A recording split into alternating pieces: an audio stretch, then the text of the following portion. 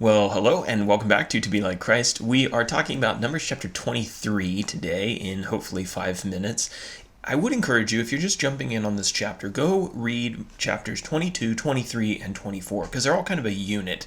And if you haven't read chapter 22, you probably won't know what's going on in chapter 23 because it just picks up right where 22 leaves off. So do that. Then you can print off or download the PDF that you're going to see up on the screen with all this information for free on our website. There's a link down in the description. So let's first talk about our main characters. They are the same as last chapter. Balak, who was the son of Zippor. He was the king of Moab. And then Balaam. He's the son of Beor, and he was from a place called Pethor in Mesopotamia, so he wasn't part of like the Israelite camp. He was from elsewhere, and he was a practitioner of divination.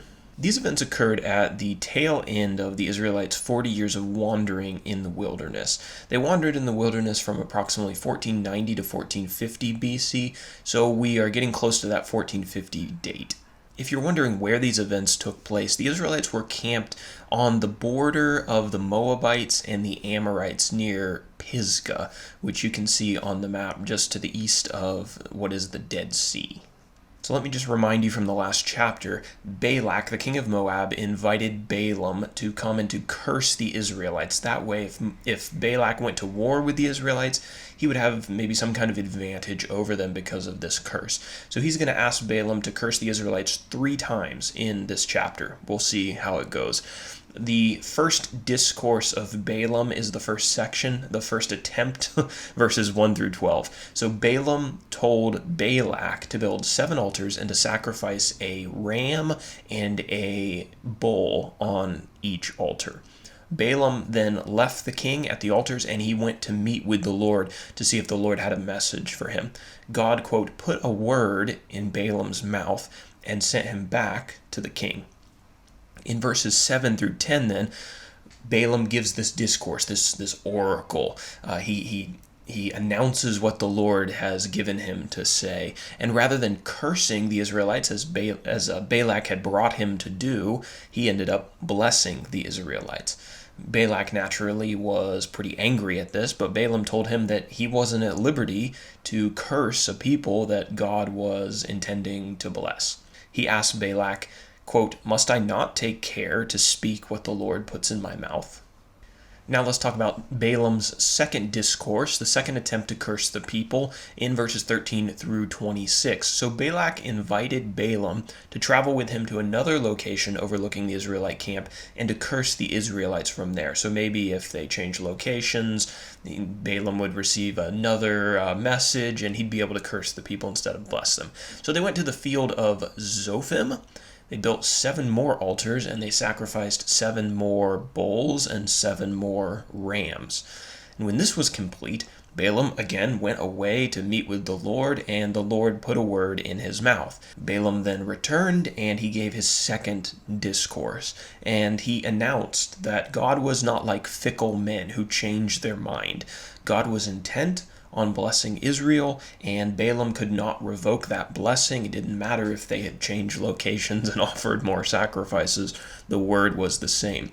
He described Israel as a lioness who would not rest until it had devoured its prey.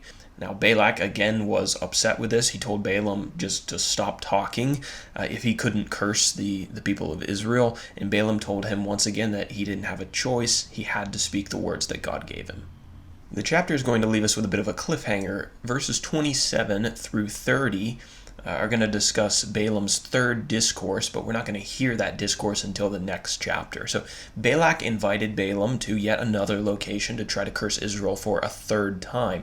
He took him to the top of Peor, which we're told overlooked the desert.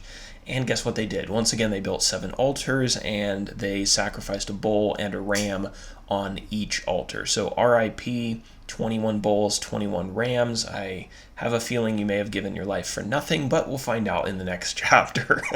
So that is where we're going to leave off in chapter 22. So make sure to join us again tomorrow, Lord willing. We will this is chapter 23. Lord willing, we'll talk about chapter 24 tomorrow, and we'll finish off this story. Okay, let's finish off today with our application. It would have been pretty easy for Balaam to have just fabricated some kind of curse on Israel to make the king happy, and he probably could have got wealthy off of it as well. But Balaam didn't do that. He inquired of the Lord every time that he was to speak. And application for us is that we need to go to God and to God's words first before we either condemn or endorse anything. We need to check with him first as to what we should say on any given topic. As disciples, our job isn't to appease people by telling them what they want to hear and what's going to make them happy. It's to faithfully communicate God's words to them.